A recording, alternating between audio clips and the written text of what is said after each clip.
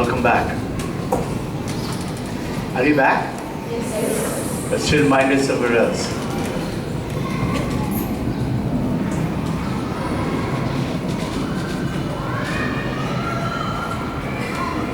The essential journey for us as human beings to discover that essentiality from within us.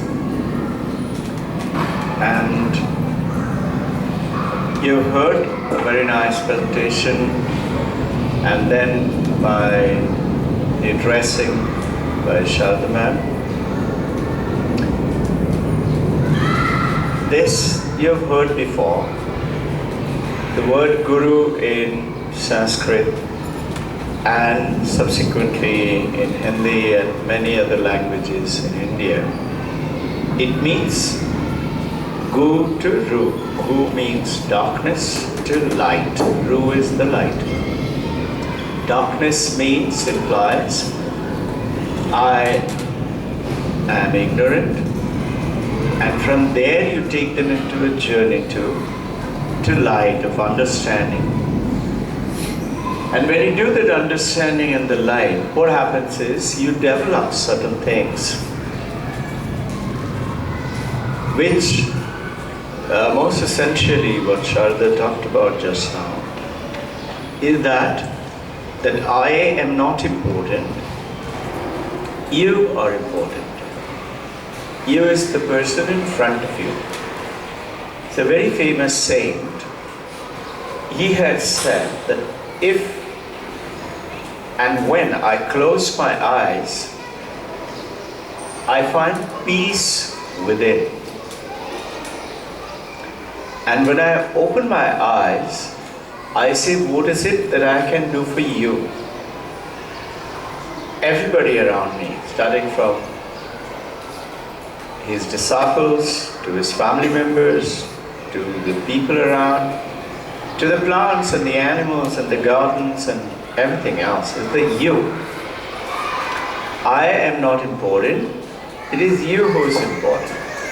So in this, what is the journey, the process of this learning of gu to ru, is basically come down to that understanding that the moment we start to learn something, we do learn something because you have focused your mind, you've concentrated. You did learn something. But along with that comes in, I know something. That I-ness comes in, and the learning that you've done is already lost. Not the majority part of it.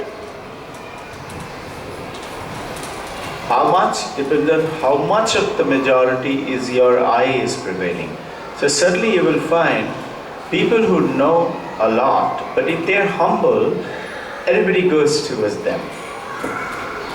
But they know a lot, but if their nose is up in the air and I know everything, you will find people don't even want to talk to them. They stay away. So there is this Pandit, studied a lot of the ancient Shastras, the Vedas and Upanishads. And he was to go across the river, ancient story, Puranic story, to give you the essence of this. And he kept asking the boatman, do you know that? Something about some Vedas and Upanishads. He says, no, I never studied. Then he said, you don't know that? How could you live without knowing it? Do you know this? Have you noticed you and I tend to talk to each other, amongst our colleagues and the children. I know better than you do. So the ancient teaching methodology used to be what? In our country, that the blackboard, teacher knows everything and the child is learning it. And what is the best method of learning? Just repeat what I have said. The 2 2s are 4. And this is how we learn. In the bargain, what happened? The moment you learned, you did it because you had to, but you hated it. So you learn to write, you hate writing. Then I have not been a good guru if my student hates to write. So you have to look at it. Writing, reading, arithmetic, 3 basic skills. And most importantly, all of them come in from the human excellence. I am not important, you're important. You and I could start from this moment. Everybody around me, see the goodness in them. Yes, they have a lot of evil quality, particularly my enemies and the ones who I don't like. But can I see goodness in them? A mother sees goodness in her child throughout the day, and whatever the child does, mother ignores. Have you ever seen somebody else who's not the mother-child relationship suddenly taking your nose and cleaning it like that? The other person's nose, who's not her child. Will you do that? Mother does it. And throughout the day, mother is, whatever she's doing, her focus mind, concentration is on the baby. What the baby is doing. Where is the baby? Is your mind really truly like a mother in the classroom? If it is so, congratulations. You're on the right track. If it is not, stop making it so. Focus your mind. So, all these beautiful Rishi Vyasa, whose birthday, Guru, is celebrated on this particular auspicious day, is for us to pick up something. Who is the Guru? You say, where is the Guru? So you got a nice story from Amit. We are looking at the wrong place. We are looking everywhere else, but you forget to look within you. Atma Param Guru. And that Atma Param Guru, automatically when you search, you will find there is a very famous statement. You know, Swami Vivekananda's Gurudev Paramahansa Ramakrishna. So the question was, did Swami Vivekananda find his Guru, or did Guru find him?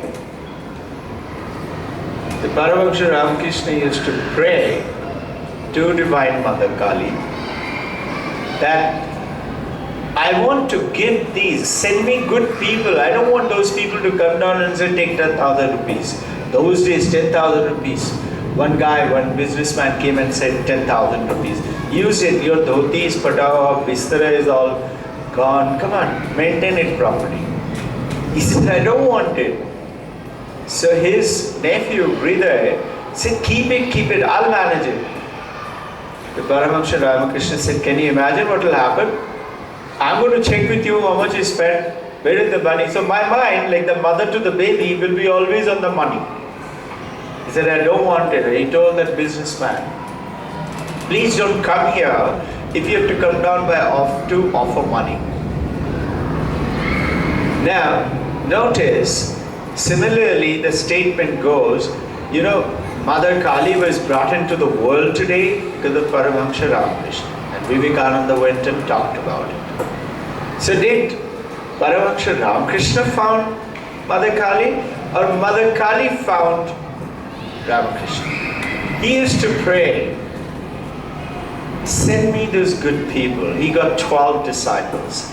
Each one of them went on to something great. And they in turn, today it is amazing when I just follow American lady. She has come, spent huge amount of time in Maharashtra, in Bengal, studied about Pandharpur and basically whatever. She is a monk from Ramakrishna Mission and written huge books on Mother Kali. How many of us know about Mother Kali? But this name got spread because she chose. So when you are ready for the Guru, till then, Atma Param Guru. Guru will come to you. Guru will find you. Now supposing you are learning, let's say, tennis. You want to learn tennis. So the basic principles, if you see, in the tennis, your first action is how to serve and how to return service. That's the only thing. And some people do very fast service, and you have to learn how to return that. And in turn, you want to learn how to do a very fast service, and so that the others can't return it. Now, your attention is going on to how to serve, how to return the service. And that's how you're taking on your tennis learning. Your attention, mind is focused, concentrated onto that. Now that you become good at it, soon enough you will be good at it. Now what happens? You have learnt it now, so now you want higher challenge. So what do you want to do? You want to play a match. We do that, no? Let's play a match. And you want to show off, see, my service. And after that, what do you want to do? You want to go and to show it to the world and go into the world championship or state championship or city society championship. So you need what? Higher challenges. Your students need higher challenges. In our cases, what happened? We will remember the maximum, including comma and the full stop, got 100 out of 100. It has very little to do with the consciousness, which in turn through the mind, and mind in turn through the brain, through the senses, perception. But the perception cannot take place unless the consciousness is present. So who is the guru? The guru is the consciousness within. What does the guru do, who's an external guru of a body? His consciousness is not separate. He is same as you. Is the same ocean in which you are dipping in, is the same ocean is coming as a guru, maybe in a different body. Maybe you've heard about Dattatreya in Maharashtra worshipped everywhere. He had 22 gurus. He even learned from a wasp. He learned from a honey bee how to work incessantly without expecting anything. So, yours and my basic concept should always be discover those two simple things from within. Make that a principle if you feel like. Number one is discover that power from within. Which is that power? I don't know if you all have studied about it, heard about it.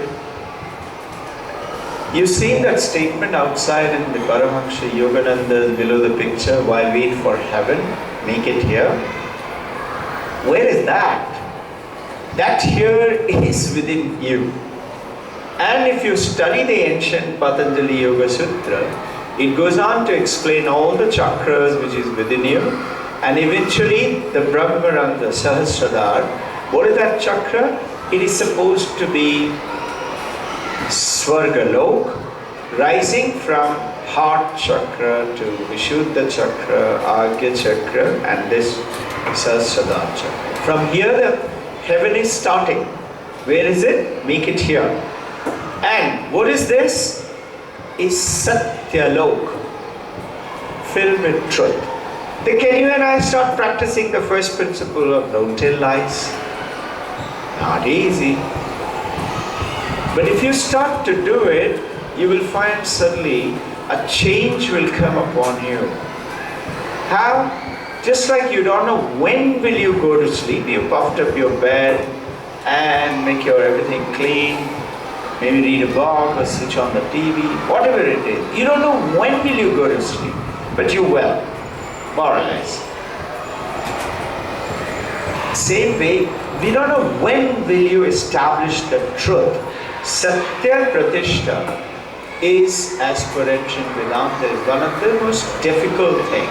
But start learning the tennis or the sitar or the dance or reading a book or writing or becoming a great scholar is not easy, or becoming a great artist. It's not easy. When you focus your mind and concentrate, you will. There's a lady, she was about 69 years of age and detected cancer for about 2 years back. Suffering terribly with a lot of pain and terrible life. And she used to keep saying, God, why does it have to be me? Then suddenly she discovered, she said, let me try to divert my mind.